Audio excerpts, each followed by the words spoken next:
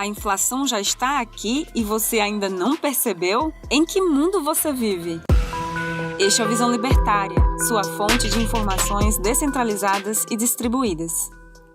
Em 1922, a Alemanha, pós-Primeira Guerra Mundial, em dificuldades de pagar os danos causados pela guerra, combinado com a diminuição da produtividade pela França ter ocupado a área mais industrial do país, fez com que o país imprimisse dinheiro para pagar suas contas. Qual foi o efeito prático dessa medida? Simples. Tornou-se mais barato usar as cédulas como combustível para aquecer suas casas do que comprar lenha com elas. Em 1945, a Hungria, devastada pela Segunda Guerra Mundial, com metade de suas fábricas e empresas destruídas, decidiu imprimir dinheiro para emprestar às pessoas para que pudessem reconstruir o país. Isso fez com que o florim perdesse tanto o seu valor que a cada 15 horas os preços dobravam. Em 92, na antiga Iugoslávia, com a quebra da União Soviética e em conflito com a Croácia e a Bósnia, o governo passou a imprimir muito dinheiro. Você já deve saber o que veio depois. Em 2007, o Zimbábue passou leis de reforma agrária, ou seja, confisco de terras, que fez com que capital saísse do país, o que causou um aumento de preços, principalmente de insumos agrícolas. O governo passou a imprimir dinheiro e o resultado, bem, será que eu preciso mostrar a nota de 100 trilhões de dólares do Zimbábue? Em 2009, a Coreia do Norte sofreu muito com as inundações e secas, imprimiu dinheiro e veio a hiperinflação, matando milhões de fome. Já em 2016, a Venezuela, para pagar os gastos exorbitantes do governo, passou a imprimir dinheiro. Resultado, venezuelanos comendo lixo. Todos esses exemplos têm algo em comum: uma crise causada pelo Estado, seja por guerra ou por leis idiotas, seguida de uma redução na produtividade do país, que foi usada como justificativa para imprimir dinheiro. Isso causou hiperinflação, levando as pessoas a abandonar o uso da moeda estatal ou até mesmo a queda de certos governos. Hoje, estamos vendo o mesmo ciclo acontecer em escala global, mas vamos focar nos Estados Unidos, já que o dólar é a moeda global e as decisões do Fed afetam todas as economias no mundo. Por causa do grande acontecimento do último ano e das medidas adotadas pelos governos, milhões de empresas americanas faliram. Isso sem falar de certos setores, como por exemplo o de turismo, que estão praticamente mortos e não esperam qualquer retorno por um longo tempo.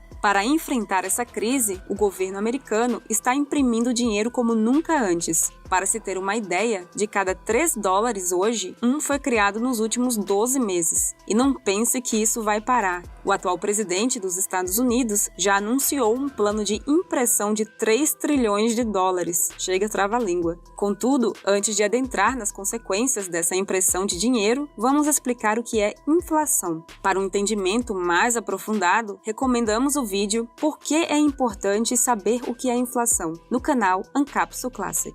Para simplificar, a inflação é definida por alguns economistas como aumento generalizado dos preços. Porém, essa definição é incompleta. Os preços podem aumentar ou diminuir com base na lei da oferta e demanda. Então, um aumento generalizado de preços quer dizer que todas as pessoas estão demandando mais ou que todos os produtos tiveram uma redução em sua demanda? Claro que não. O dinheiro é utilizado para representar o preço das coisas para facilitar as transações.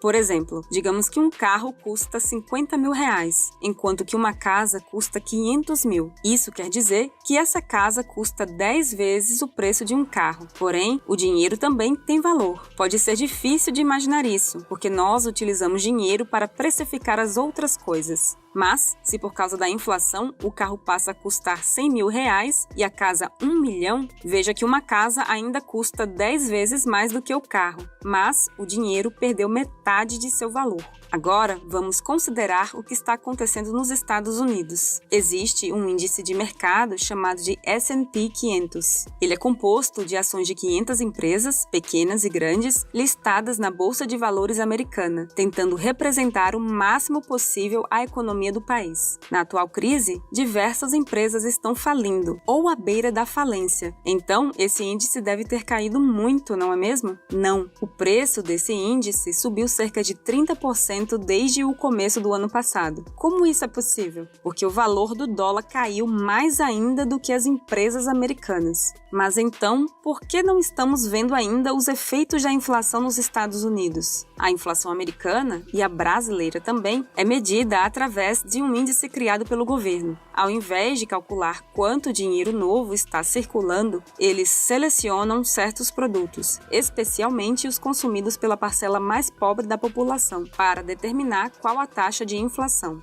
Nos Estados Unidos, eles usam o Consumer Price Index, ou CPI, e aqui no Brasil temos o Índice de Preços para o Consumidor Amplo, o tal do IPCA. Segundo esses índices estatais, a inflação está abaixo de 3% nos Estados Unidos e menos de 5% no Brasil. Mas é claro que esses números não representam a realidade, apenas o quanto as políticas de impressão de dinheiro afetam certos grupos de pessoas. Considere, por exemplo, o quanto aumentaram os preços de certos materiais. O minério de ferro subiu 112%, o preço da madeira 256%, o milho teve uma subida de 91% e a soja de 74%. Esses materiais são a base para diversos produtos, inclusive produtos que fazem parte do CPI ou IPCA. Então, como a inflação ainda está tão baixa? Segundo a CNBC, os americanos tiveram um recorde de 33% na poupança. Pessoas estão gastando menos e poupando, tanto pelo medo do futuro, como por causa da impossibilidade física de sair e gastar seu dinheiro. Mas é claro que isso não vai durar para sempre. Quando as coisas voltarem ao normal, se aqui vão voltar, as pessoas vão gastar essas economias muito rápido. Até nos exemplos apresentados no início, a hiperinflação começou 1 ou 2 anos após o início da impressão de dinheiro. Ainda assim, tem um ponto que vale a pena considerar. O dólar é a moeda de reserva mundial. A demanda por dólares não está contida somente nos Estados Unidos. Na verdade, estima-se que cerca de 7 trilhões de dólares circulam fora dos Estados Unidos, sendo 3 trilhões só na China. Isso acontece porque, ao final da Segunda Guerra, os Estados Unidos receberam muito ouro do resto do mundo para pagar pelas armas que eles forneceram, de forma que os países não tinham como lastrear sua moeda em ouro. Então passaram a lastreá-la em dólar, e o dólar era a única moeda com lastro em ouro. Entretanto, nos anos 70, esse lastro acabou com o fim do acordo de Bretton Woods, que merece um artigo próprio só para ele. Por causa disso, praticamente todas as trocas internacionais são feitas em dólar. Mas essa demanda global também tem um limite e também não protege os Estados Unidos de uma baixa na produtividade global causada por uma pandemia mundial. Agora, como se proteger disso? Antes de prosseguirmos, temos que avisar que não somos um canal de investimento e você nunca deveria basear seus investimentos em um vídeo do YouTube. Cabe a você estudar quais são as melhores opções para investir seu dinheiro. Agora, para a prática. Se você for alguém com uma boa condição financeira e com facilidade em obter crédito, pode comprar algo como um imóvel, financiando os pagamentos no máximo de prestações possível. Para exemplificar, vamos pegar o primeiro exemplo lá no início. Digamos que você queria comprar uma casa na Alemanha em 1920. Você encontra uma por 50 mil marcos. Você paga 10 mil marcos como entrada e parcela os outros 40 mil em 10 anos. Em 1922, por causa da hiperinflação, se você vendesse uma bola de gude para uma criança no meio da rua, o dinheiro recebido seria capaz de pagar a sua dívida toda com um banco à vista, 2.000 vezes. Na realidade, você comprou um imóvel que valia 50 mil marcos em 1920 por menos de 20 mil marcos. Mas nem todo mundo pode assumir uma responsabilidade tão grande. Então, qual seria uma solução que todo mundo pode aplicar? Comprar ativos reais, como ouro ou, melhor ainda, ouro digital, o Bitcoin. No último ano, o Bitcoin teve um aumento de preço de 6 mil dólares para 60 mil dólares. Um ativo que passou a valer 10 vezes mais no período de um ano é um investimento que não se compara a nenhum outro. E isso porque estamos comparando ao dólar, porque o real